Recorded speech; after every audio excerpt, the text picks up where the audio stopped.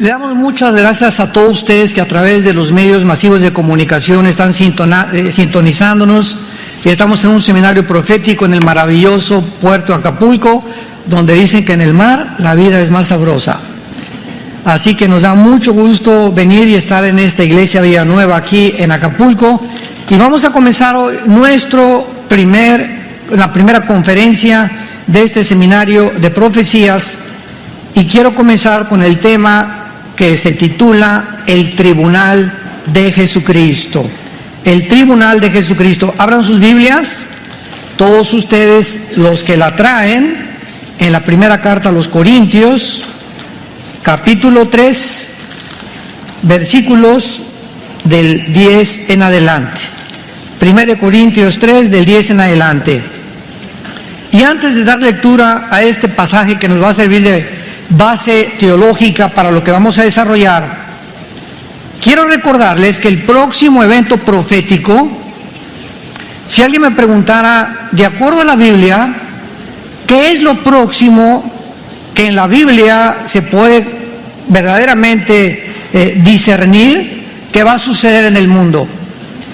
Y sin ninguna duda al respecto, les confieso que el próximo evento profético en la Biblia se llama el arrebatamiento de la iglesia, conocido como el rapto de la iglesia.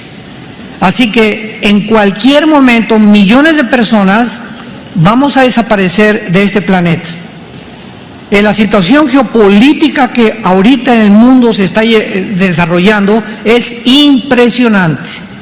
Las naciones como Rusia, Irán, Siria, Turquía, que se han unido en el oriente contra las naciones del occidente, la OTAN, las naciones de Europa, Estados Unidos.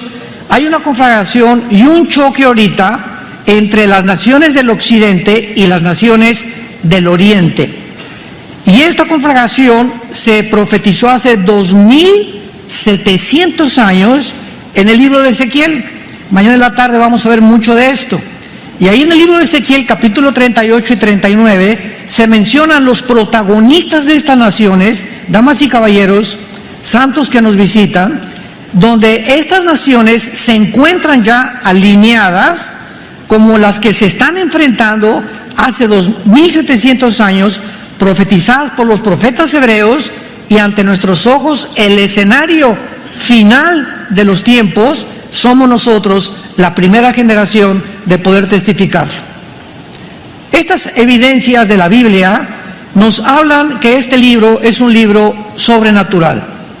Nadie más que Dios pudo haber puesto el futuro en un orden cronológico, como se encuentra en las páginas de la Biblia.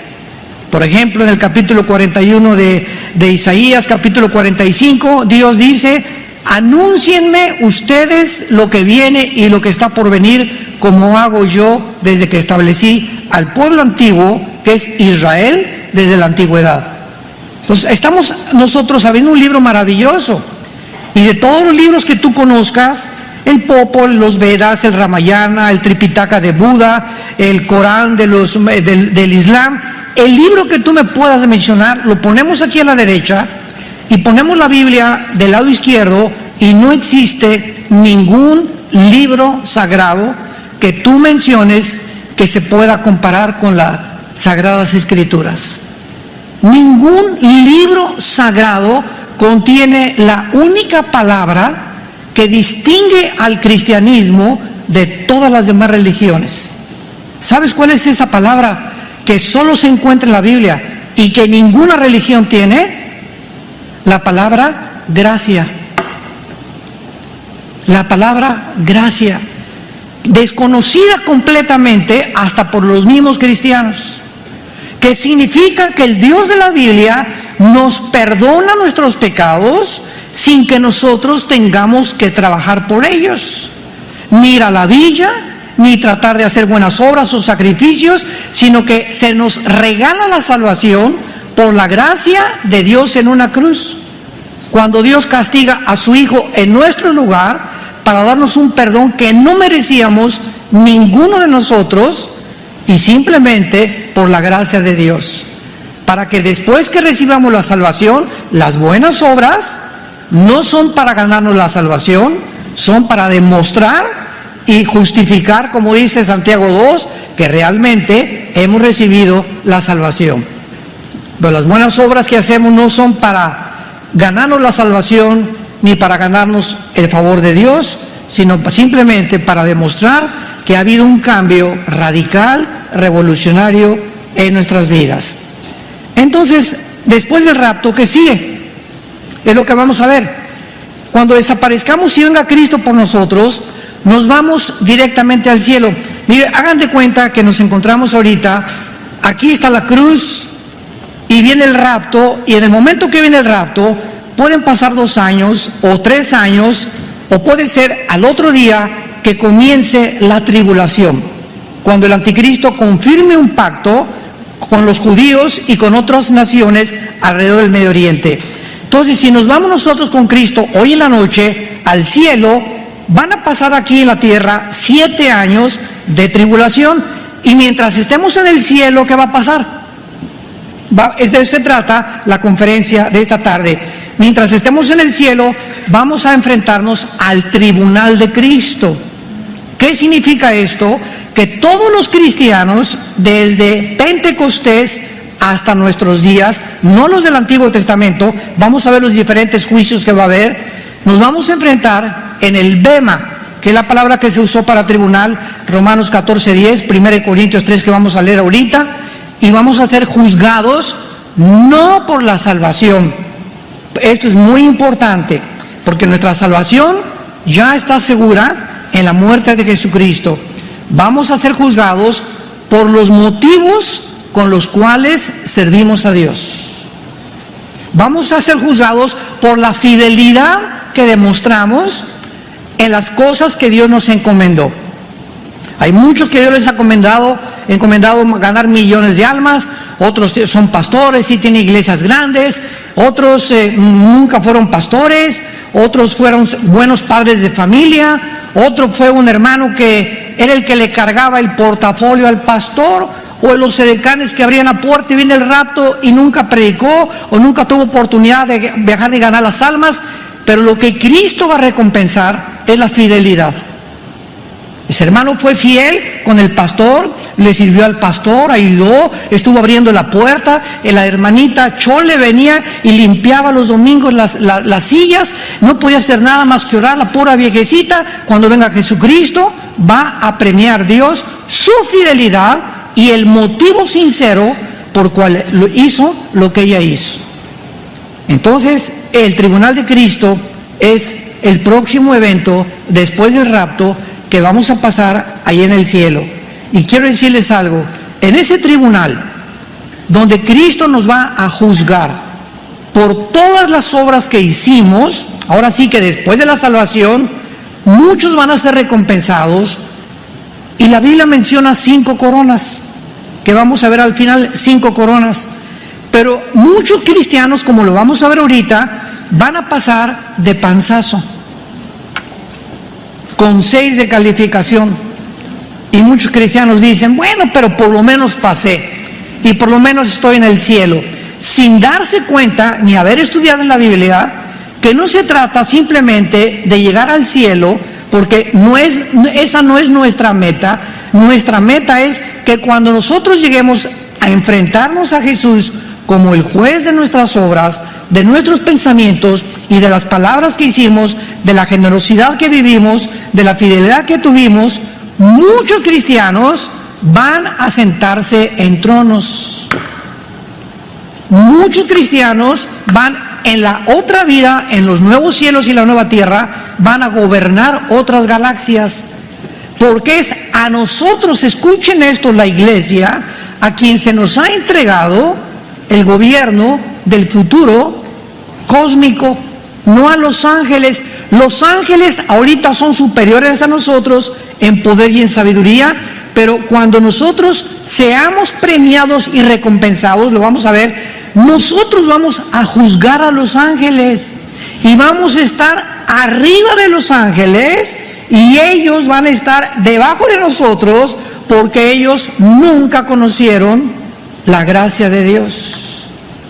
Y todo esto lo tenemos que comprender, para poder saber que muchos de ustedes van a avergonzarse en el día de Jesucristo. Que desde que recibieron a Jesús, una sola alma no ganaron, lo hicieron todo para destacar, para que la gente los aplaudiera o para que los viera, o con motivos mezquinos dentro, y todas estas cosas saldrán a la luz en el día del tribunal de Cristo. Pero demos lectura al pasaje que nos va a servir como una base para la exposición de esta conferencia. 1 Corintios 3, versículo 10 en adelante.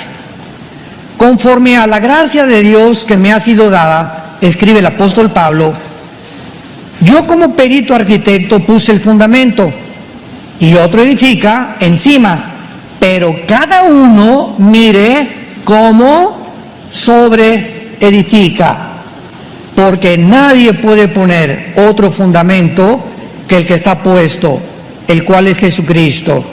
Y si sobre este fundamento alguno edificare oro, plata, piedras preciosas, madera, heno, hojarasca, la obra de cada uno se hará manifiesta, porque el día la declarará, pues por el fuego será revelada, y la obra de cada uno, cual sea, el fuego la probará. Si permaneciere la obra de alguno que sobreedificó, recibirá recompensa. Si la obra de alguno se quemare, él sufrirá pérdida, si bien él mismo será salvo, aunque así como por fuego. Este pasaje nos está describiendo claramente ¿qué cosa? El tribunal de Jesucristo. El día que estemos enfrente de Él y nuestras obras sean manifestadas.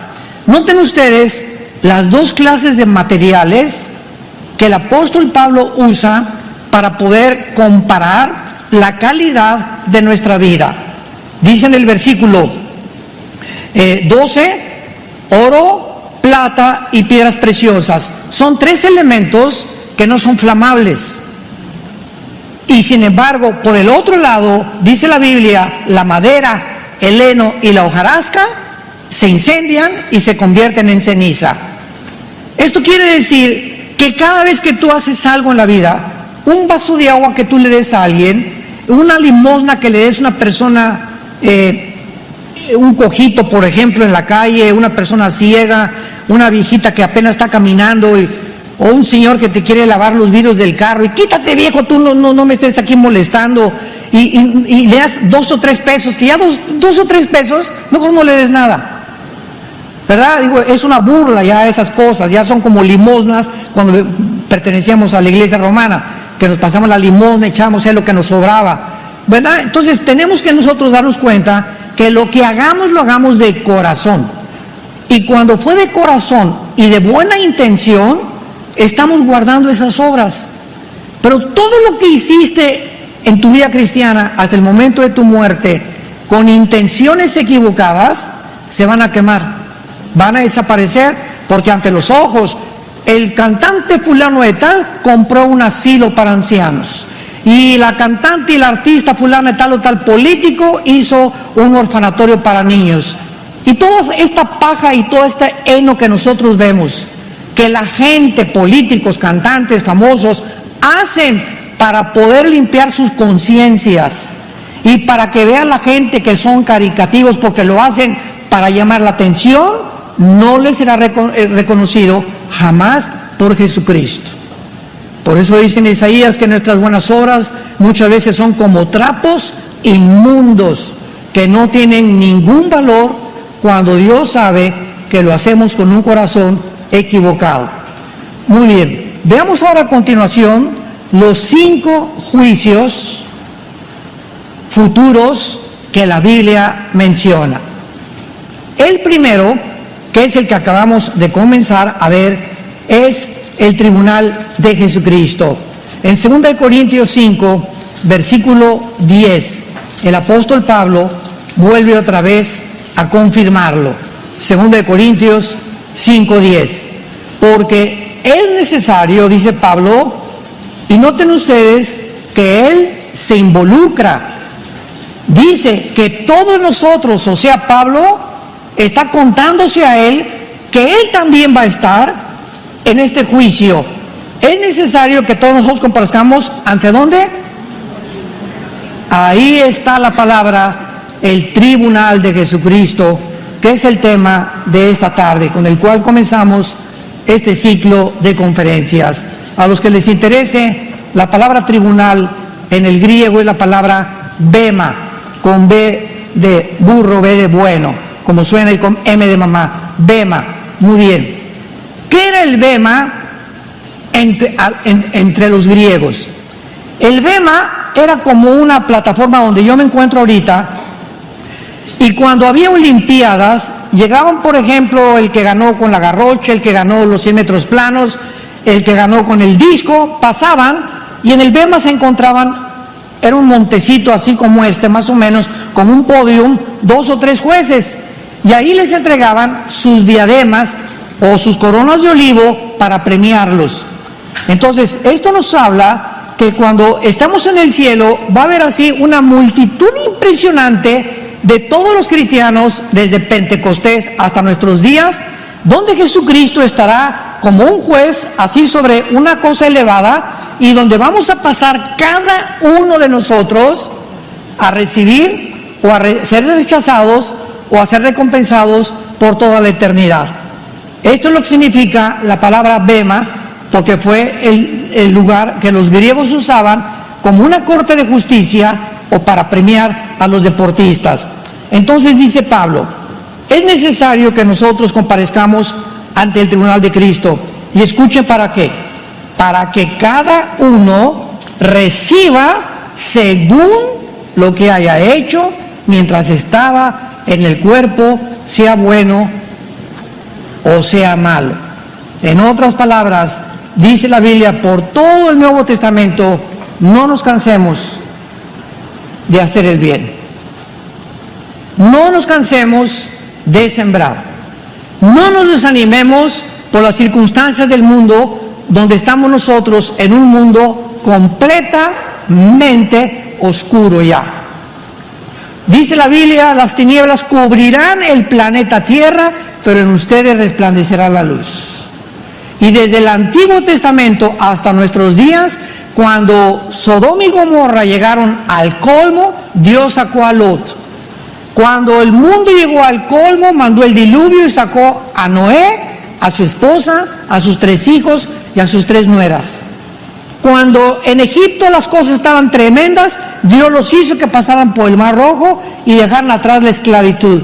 Dios siempre hará diferencia entre los cristianos fieles, los que no se han desanimado, los que no son de domingo, solamente que ven aquí, traen su estampita de San Mateo, ¿verdad? Y nomás llegan a persinarse, a calentar la silla, y de lunes, martes, miércoles, jueves y viernes, nunca ni en su compañía, en su oficina, en su bufete, en su consultorio médico, le han hablado a nadie de Cristo.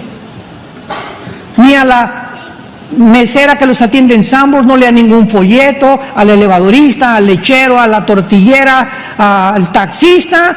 O sea, pasamos por este mundo como si realmente jamás hubiéramos tenido un encuentro sobrenatural con el Hijo de Dios. ¡Qué triste! Y cuando nos enfrentamos con esta realidad de que después de la vida hay recompensas, esta es la razón por la cual la Biblia dice que durante 3 siglos, los primeros 3 siglos de la época cristiana, millones de mártires murieron en el Coliseo romano y los echaban con los leones. Imagínate nada más con tu hijito de 13 años o de un chiquito de 1 año o un bebé cargándolo aquí, y le abres la jaula a los leones y se te vienen encima los tigres y los leones. ¿Y qué decían? No, sí, César, mejor sácanos, sí, renuncio a Cristo. ¿Eso dijeron? A otros los amarraron en las antorchas y los quemaron vivos. A otros los enterraban con sus cadenas en su orín y en su excremento. 3 siglos, casi 300 años, los cristianos primitivos murieron por sus convicciones. ¿Y tú? Ay, no, que nadie sepa que soy cristiano en el trabajo. Que en la escuela no digan que soy cristiano. En Navidad, ay, don Pancho, supimos que usted se hizo cristiano. Yo, bueno, voy a la iglesia, pero así cristiano, fanático, esos aleluyos no soy. Qué increíble que Jesús haya muerto en una cruz por nosotros, casi se me desnudo, y que 300 años los cristianos vivieron y murieron por Jesús, y la generación de cristianos del siglo XXI son la mayor parte cobardes, escondiéndose siempre de que alguien los pueda clasificar como cristianos. Cuando ahora quiero decirles algo, ahora nosotros somos la primera generación de cristianos que nos podemos enfrentar ante cualquier auditorio, llámale físicos, astrofísicos, abogados, psiquiatras, psicólogos, de cualquier disciplina académica que tú quieras, y demostrarles con la Biblia que la Biblia hace pedazos cualquier sistema de filosofía humana. Cualquier sistema de filosofía humana. De 1945 al año 2000, al 2001, prevaleció la democracia. Y Estados Unidos se levantó con la supremacía militar, económica y política del mundo. Y la democracia, todos quisieron seguir el modelo democrático de Estados Unidos. Entramos al 2001, viene Putin y viene a cambiar las cosas, ¿verdad? La democracia ya no es democracia actualmente, porque ya es una mentira que el pueblo gobierne, que el pueblo tenga la decisión. Aunque México es una república, lo mismo tampoco funciona. El comunismo fracasó en 1989, cuando Mikhail Gorbachev dijo que el comunismo fracasó en Rusia y que la ideología marxista y de Engels era un fracaso, que no servía para nada porque sacaron a Dios de Rusia y porque aislaron del capitalismo. Vuelve a resurgir otra vez el comunismo, el socialismo, y estamos en una confusión actual tremenda donde ya no sabe el mundo ni los políticos qué sistema usar para gobernar. Antes de que fuera cristiano, yo pertenecía al Partido Comunista Mexicano. Fui un ateo antes de ser cristiano. Y en mis tiempos de comunismo, el libro que escribió Marx del Capital con Federico Engels decía claramente: para que tú seas comunista tienes que ser ateo, número 1. 2, tienes que ser humanista. No humanitario, humanista. ¿Qué significa esto? Que tienes que creer que el hombre es el único que puede traer soluciones a la sociedad. 3, tienes que ser evolucionista o darwiniano, que venimos de los animales y de tu madrina la chita. 4, que tenemos que ser completamente relativistas, o sea, no hay bien ni hay mal, es lo que tú pienses. Y ya vemos nosotros a finales del siglo los países disque comunistas en Sudamérica, ya verdad, antes de morir confesándose con el Papa y con su crucecita. Ahora sí los líderes comunistas, oye, eso no es el comunismo, por el amor de Dios. Se deshizo completamente esa ideología. Entonces estamos en un mundo donde los sistemas filosóficos del hombre, porque son del hombre, se están desbaratando. Ya no sabemos a qué árbol arrimarnos. Ahora llegamos al colmo ya de no saber qué es un hombre y una mujer. Eso ya es el colmo de los colmos. El hombre ya no es hombre y la mujer ya no es mujer, y la familia no es un hombre y una mujer y los niños, la familia es un hombre con hombre y una mujer con una mujer. Ahí es cuando ya llegamos al colmo de la... Perdóname, Señor. Al colmo de la hipocresía y al colmo ya de donde ya después de eso ya no hay nada más. Ya no hay cosa peor en el mundo que eso. Porque la familia es la base de la sociedad. Es la institución más santa y más sagrada que existe, el matrimonio. Y cuando el matrimonio es redefinido, es cuando la sociedad ha llegado a manifestar el síntoma más alto de descomposición social. Ahí nos encontramos, esta generación que estamos ahorita escuchando estas conferencias. Y mientras más oscuro se ponga todo, más fuerte es la luz. Y es cuando podemos brillar hoy más que nunca. Y esta es la razón por la cual estamos desafiando, ¿verdad?, estudiantes y cosmólogos y psiquiatras y personas físicas, matemáticas y abogados y psicólogos que están locos todos pensando que por aquí, por allá, esto y el otro. ¿Tú sabes que en todos los hospitales psiquiátricos no hay ninguna sanidad para ninguna paciente? ¿Tú lo sabías? Todos los hospitales psiquiátricos del mundo entero, ¿sabes cómo manejan a los enfermos? Con chochos. con químicos.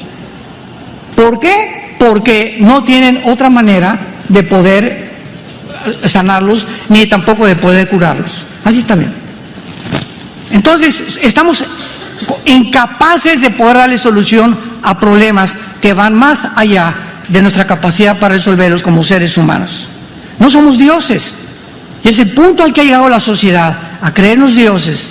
Y nunca el mundo, con tanta tecnología, con tantos avances científicos, se había enfrentado con un mundo tan pobre moralmente. El segundo juicio es el de los creyentes del Antiguo Testamento. Es importante, como teólogos o como estudiantes de la Biblia, entender la diferencia entre Israel y la iglesia. Muy importante. Ahora que venga el rapto, los santos desde Adán hasta la cruz no van a resucitar. Cuando venga el arrebatamiento, los que vamos a resucitar son la iglesia de Pentecostés. Ahí comenzó la iglesia hasta nuestros días. Porque en Pentecostés vino lo que se llamó el bautismo con el Espíritu Santo. ¿Qué significa esto? Es la doctrina que nos enseña que los cristianos, en el momento que recibamos a Cristo, somos fundidos, amalgamados, hechos uno en el cuerpo de Cristo. Entonces, ¿qué es la iglesia? Es el cuerpo de Cristo. Él es la cabeza. La iglesia no son los edificios, no son los castillos, las catedrales. La iglesia somos nosotros. El altar ya no es aquí el altar. Hay cantidad de iglesias que dicen pasen al altar. Bueno, el altar ahora está aquí. El altar somos nosotros aquí adentro. Este es el altar. En el Antiguo Testamento el altar tenía que mantenerse encendido. Y ahora le dice Pablo a Timoteo, mantén el fuego, aviva el Espíritu Santo que está dentro de ti. O sea, ¿qué es el altar? La Biblia es como el comal donde muchas hermanas hacen los tamales o el carbón, ¿verdad? Que le tienes que hacer así. ¿Para qué? Para que el fuego, los carbones no se apaguen. Y dice Dios, aviva el fuego. O sea, dentro de nosotros Dios prendió un fuego. Este fuego es el fuego del Espíritu Santo. Tú lo tienes y yo lo tengo. Pero dice Efesios que lo puedes apagar, que lo podemos apagar. ¿Cómo? Con el pecado. En el momento que tenemos un pecado que no confesamos, se apaga dentro de nosotros. Y cuando comienza a apagarse dentro de nosotros, no significa que perdemos la salvación, significa que perdemos la dirección del Espíritu Santo. Y comienzas a tomar decisiones que te vas a arrepentir por lo que hiciste. Porque tomaste decisiones, te casaste equivocadamente con un hombre, con una mujer, o compraste un carro que no debías comprar, o una casa que no debías de comprar, o hiciste algo que no fue guiado por el Espíritu Santo. ¿Por qué?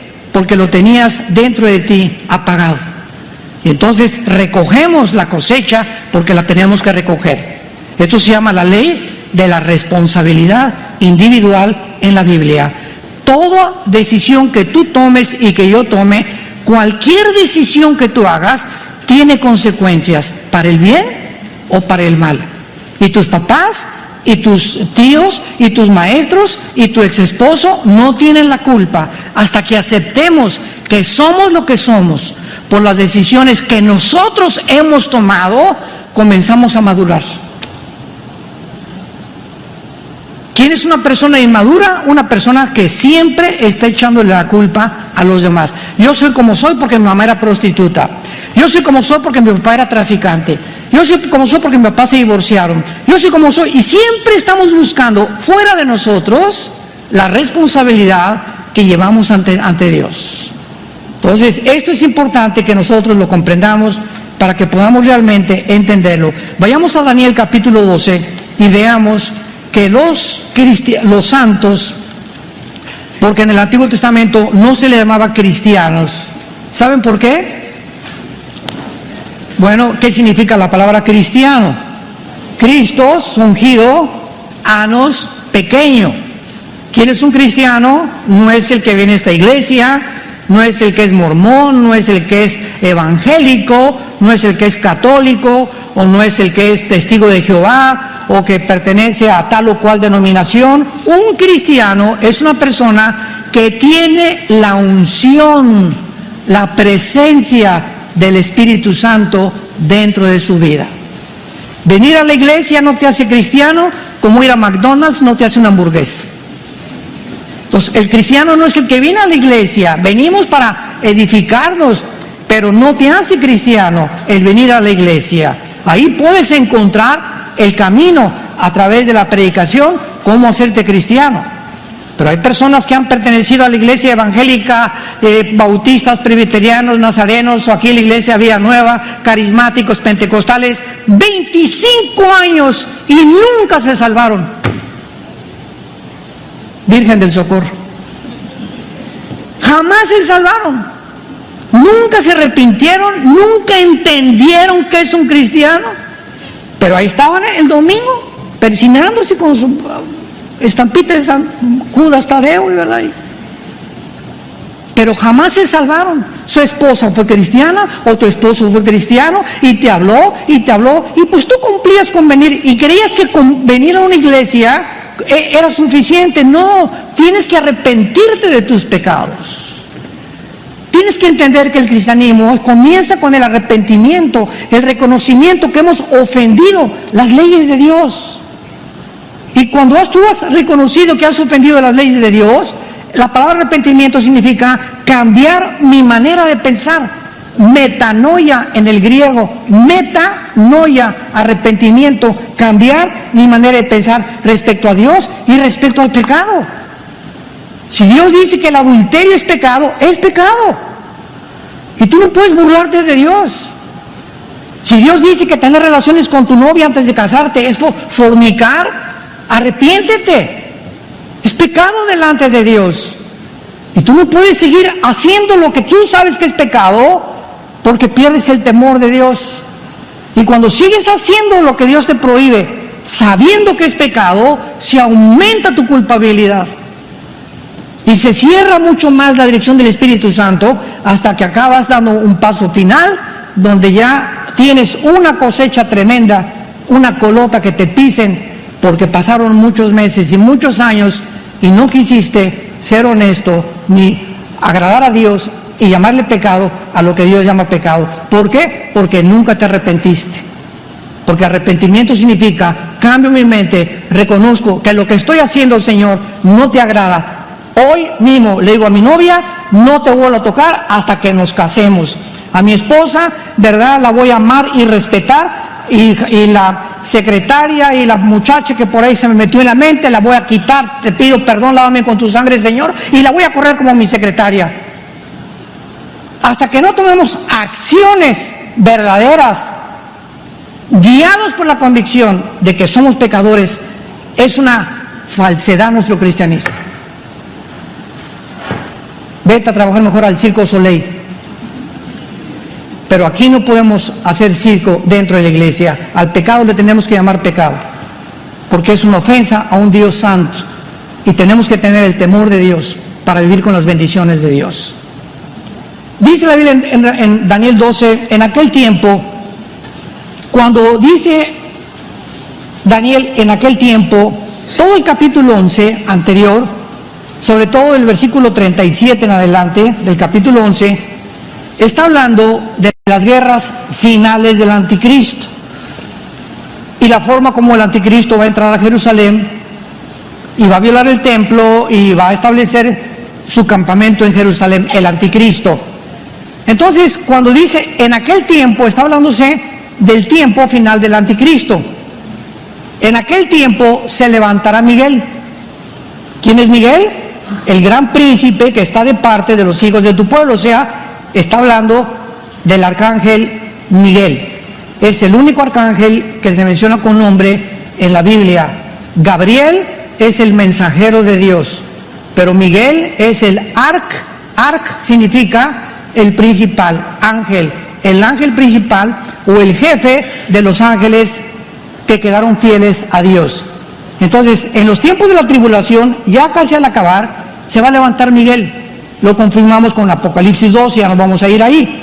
Pero dice la Biblia que se va a levantar a favor de Israel, de tu pueblo, y será tiempo de angustia, cual nunca fue desde que hubo gente hasta entonces, pero en aquel tiempo será libertado tu pueblo. Este tiempo de angustia lo confirma Mateo 24:21, donde Jesús dice, habrá tribulación como nunca en la historia. Entonces sabemos que aquí estamos ubicados al final de la gran tribulación.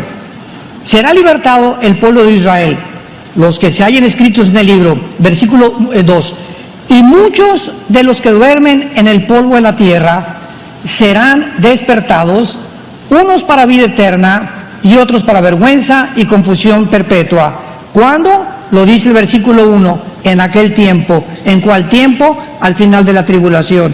Al final de la tribulación, número 2, los creyentes del Antiguo Testamento serán juzgados y resucitarán. Entonces, la resurrección de los cristianos es primero.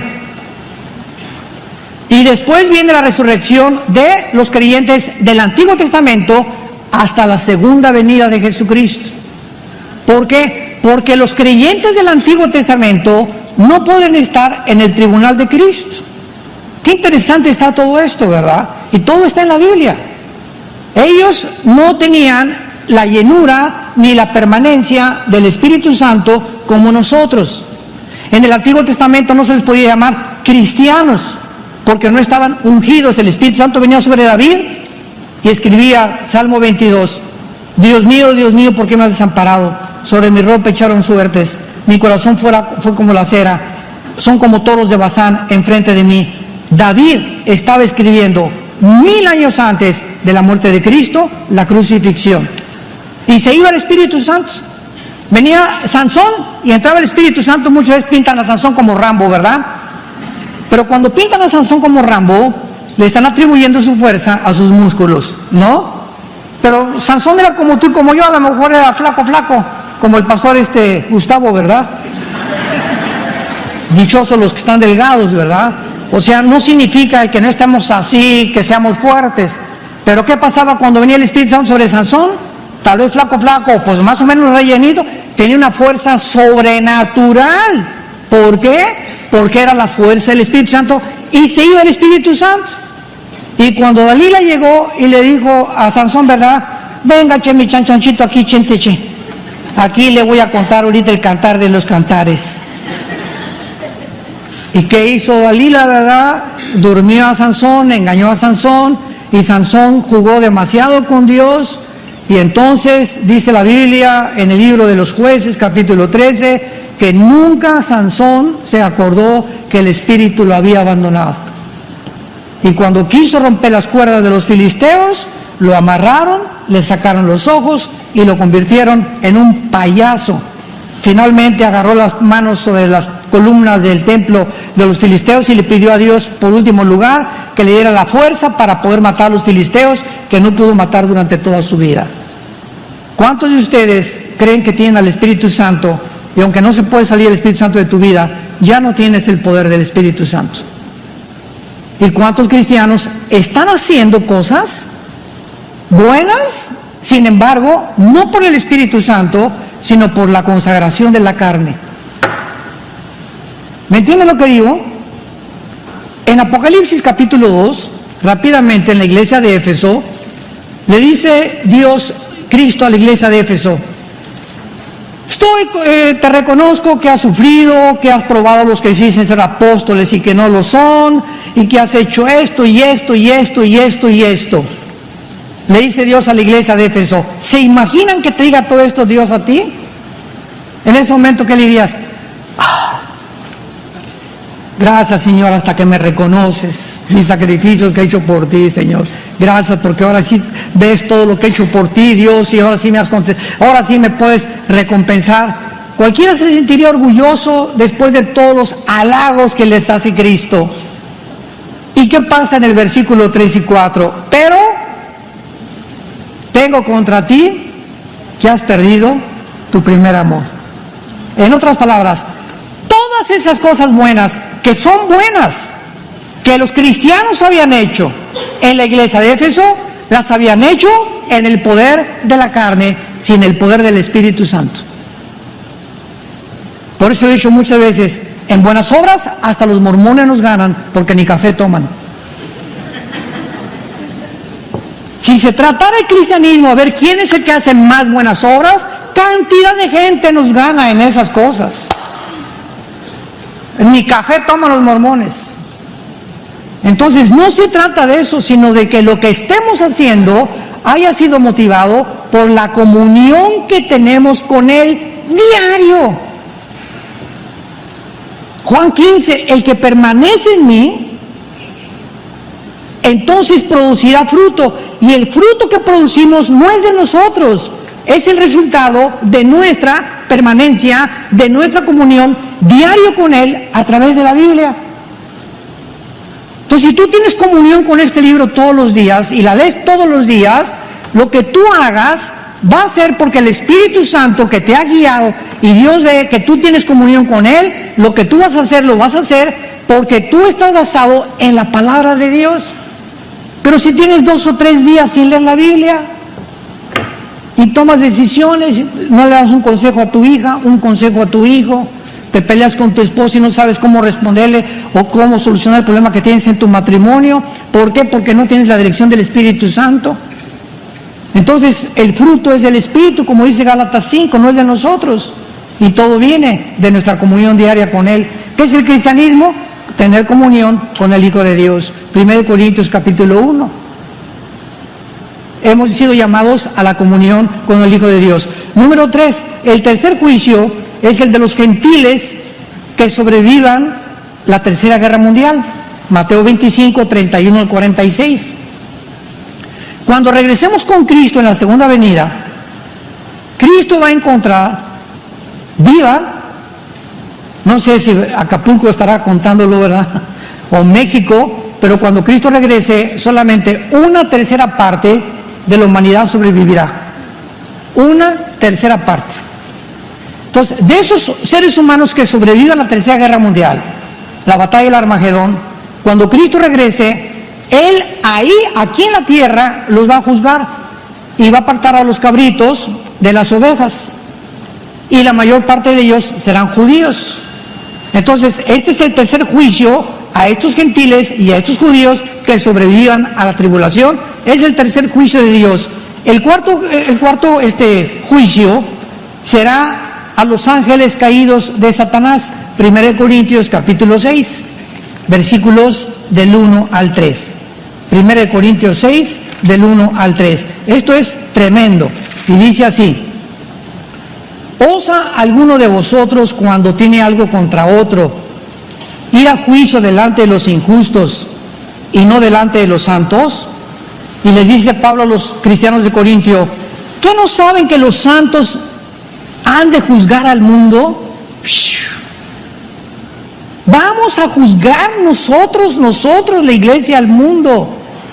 Y si el mundo ha de ser juzgado por vosotros, ¿sois indignos de juzgar cosas muy pequeñas? ¿O no sabéis que hemos de juzgar a quiénes? A los ángeles. Nosotros, pobres criaturas, frágiles, seres humanos, indignos, vamos a ser y formar parte del gran jurado contra los ángeles que se rebelaron contra Dios.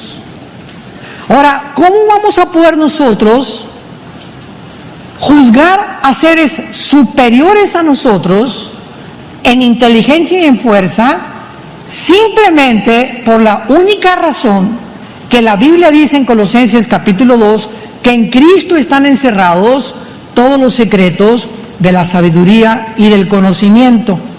Y el cristiano que vive en comunión con Cristo tiene la sabiduría superior a la de los ángeles, por la cual esa sabiduría e inteligencia espiritual que tenemos ya dentro de nosotros y la vamos desarrollando mientras más crecemos y más conocemos a Dios, llegaremos a una capacidad impresionante de ser jueces de los mismos ángeles. Porque para juzgar se necesita conocer a la otra persona o a la otra entidad a la que vamos a juzgar. Un juez no puede juzgar al pitirijas, chicas, juijas, cuando no tiene su currículum, ni sabe qué fue lo que hizo, o sea, tiene que ver todos los elementos y las evidencias para poder dictaminar un juicio jurídico, ¿verdad? Así vamos a hacer nosotros. La pregunta es, ¿Tienes ahorita esa capacidad? Les dice Pablo, si en la iglesia entre ustedes todavía no se andan juzgando unos a otros equivocadamente, ¿cómo piensan entonces el día que lleguemos con Cristo juzgar a los ángeles y juzgar a los demás? Si ahorita no tenemos la capacidad de juzgar las cosas en la iglesia que son insignificantes, si tú no sabes cómo juzgar, actuar contra tu hijo, si ahorita no sabes qué consejo darle a tu hija, si ahorita no sabes cómo arreglar tu problema en tu matrimonio, porque no sabes, vamos al psiquiatra o vamos al psicólogo, ay no, mejor a la doctora Corazón, no, mejor a Walter Mercado. Si somos incapaces ahorita de no saber qué hacer en las circunstancias que enfrentamos, ¿cómo puede Dios calificarnos cuando estemos en el tribunal de juzgar a los ángeles y a los demás de la iglesia?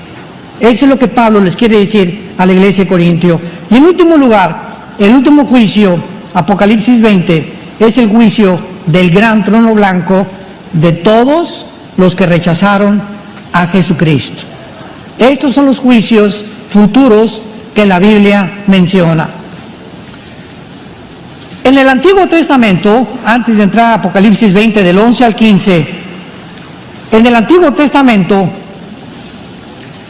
todos los espíritus que murieron, desde Adán hasta la cruz, pasaron 4,000 años. En estos 4,000 años, de Adán a Jesucristo, todos los que murieron, buenos y malos, descendían al centro de la tierra, a un lugar que se llama el Sheol. Esta palabra hebrea, cuando se tradujo la Biblia del hebreo al griego, se puso la palabra Hades, que es la transliteración de la palabra Sheol. Muy bien, entonces todos bajaban al centro de la tierra, buenos y malos. Llega Jesucristo al mundo y entonces Jesucristo destapa el misterio que había ahí abajo. ¿Qué es lo que había en el Sheol? No se sabía nada del Antiguo Testamento, más que descendían al centro de la tierra, al Sheol, que significa el lugar de la sepultura o el lugar de los muertos. Entonces Cristo dice que ese lugar estaba dividido en dos partes. En un lado estaban el infierno, que es la palabra griega Gena como suena con doble N. Y en el otro lado estaba el paraíso o el seno de Abraham. Cuando Cristo muere en la cruz, ¿se acuerdan sus palabras al ladrón? Hoy estarás conmigo, ¿en dónde? En el paraíso. O sea, vamos a bajar, le dice al ladrón Cristo, vamos a bajar al centro de la tierra, pero tú vas a estar del lado de los del paraíso o los del seno de Abraham o los justos. Entonces, Cristo cuando está dormido, cuando está en la tumba muerto, baja en espíritu, dice 1 Pedro capítulo 3, baja al centro de la tierra con el ladrón y a todos los que están en el paraíso se los lleva al cielo con él. Dice 2 Corintios 5, ausentes del cuerpo, presencia del Señor. Entonces, de Cristo a nuestros días, todos nosotros los que murimos, los que hemos puesto nuestra confianza en Él, ya no descendemos al centro de la tierra. Nos vamos, si tú mueres ahorita a las 6 de la tarde, inmediatamente en 4 segundos estás enfrente de Jesús. Tu cuerpo se lo comió ahí un tiburón en caleta, o un temblor, o te atropellaron, o te cremaron. Al cuerpo le pueden hacer lo que quieran. Dice Mateo 10, no importa lo que el cuerpo le hagan, temer a aquel que puede echar el alma en el infierno. Entonces, nos vamos con Jesucristo inmediatamente, pero los malos, desde Adán hasta nuestros días, si tú mueres sin Cristo en la tarde, una embolia cerebral, un ataque al corazón, te atropella, una bala perdida, y tú sales de aquí sin Cristo en esta tarde, Cristo tiene la oportunidad, tú desciendes al centro de la tierra y vas a resucitar después de los 1000 años del reino milenial de Jesucristo. Voy a explicarlo. De Adán a Cristo hay 4000 años. Ahorita estamos en la época de la iglesia, que son 2000 años, la época de la gracia. En el rapto ya nos fuimos, ¿verdad? Con Él, y van a pasar 7 años de tribulación. Después bajamos con Cristo en la segunda venida y van a pasar 1000 años de vacaciones, que nos va a dar Cristo. Y después de los 1000 años, van a resucitar todos, desde Adán hasta la segunda venida de Jesucristo, los que rechazaron a Jesús. Y van a ser presentados en el juicio del gran trono blanco, y veamos qué va a suceder. Apocalipsis 20, del 11 al 15, para terminar. Y vi un gran trono blanco y al que estaba sentado en él, de delante del cual huyeron la tierra y el cielo, y ningún lugar se encontró para ellos. Por esto sabemos que va a ser después del milenio, porque durante este juicio, los que estén siendo juzgados, síganlo con mucha atención, van a ver cómo va a desaparecer la tierra y el universo. Y van a ver este planeta donde tú pusiste todas tus confianza y todas tus metas, y Cristo va a decir: ¿de qué te sirvió haber ganado el mundo si perdiste tu alma? Van a ver desaparecer el planeta Tierra y el cosmos. Por eso sabemos que va a ser al final del milenio. Huyeron la tierra y el cielo, y ningún lugar se encontró para ellos. Y dice Juan: y vi a los muertos, grandes y pequeños, de pie ante Dios. Noten ustedes que en este juicio nadie se hincará, nadie estará de rodillas. ¿Por qué? Se acabó la misericordia, se acabó la gracia, se acabó el perdón. Llegó el momento en que los que se encuentren ahí, ellos decidieron jamás formar parte, ni seguir a Jesús, ni irse al cielo tampoco. Y se burlaron: me voy a ir al infierno, voy a estar contento con el diablo, ahí me voy a ir con mis chelas, y con mis señoras, y con mis novias, y mis amantes, y pues jaja, jijiji, jojojo, y el susto que se van a llevar, que se acabó el perdón y la misericordia para todos los siglos, de pie ante Dios. Grandes y pequeños significa de estatura, significa reyes, magistrados, o sea, los fifís, y los indígenas, los siervos, ¿verdad?, los esclavos, o sea, los que se encumbrados, y también los más pequeños que hubo en este mundo, no de estatura. Ahí van a estar delante de Dios, y dice la Biblia: y los libros fueron abiertos. Los libros fueron abiertos. Y otro libro fue abierto, que es el libro de la vida. Y fueron juzgados los muertos por las cosas escritas en los libros según sus obras. Y el mar de Acapulco entregó los muertos que había en él. Y la muerte y el Hades, ahí está el Hades, ahí están los que están todavía en el centro, en el infierno, en el centro de la tierra, entregaron los muertos que había en ellos, y fueron juzgados cada uno según sus obras. Y la muerte y el Hades fueron lanzados al lago de fuego. Esta es la muerte segunda. Y el que no se haya inscrito en el libro de la vida fue lanzado al lago de fuego. ¿Por qué se llama la muerte segunda? Porque todos otros seres humanos murieron una vez físicamente, y morirán la segunda vez, la muerte eterna. Y muchos cristianos hemos nacido físicamente una vez, y hemos nacido de nuevo por segunda vez, pero vamos a tener solo una muerte física, porque estaremos unidos eternamente con Dios. ¿En qué situación te encuentras tú, pecador que me escuchas en esta tarde? ¿En qué situación te encuentras tú, matrimonio que han venido a estas conferencias? ¿En qué relación se encuentran ustedes como pareja? Ustedes, muchachos que están aquí también, ¿en qué relación te encuentras con tu novia? ¿En qué relación te encuentras con Dios en este momento? ¿Qué pasaría si ahorita saliendo viene el rapto y nos lleva? Que estoy seguro ya en cualquier momento puede suceder esto. ¿Será demasiado tarde para tu vida? ¿Te habrá traído Dios en balde esta tarde a esta conferencia para que te arrepientas de tus pecados y le entregues tu vida hoy a Jesús? ¿O saldrás por esa puerta igual que como entraste, confundido, vacío, vacía, viviendo en pecado, diciendo que eres cristiano y viviendo cínicamente en pecado, ¿sabes una cosa? La Biblia dice, prepárate para encontrarte delante de tu Dios.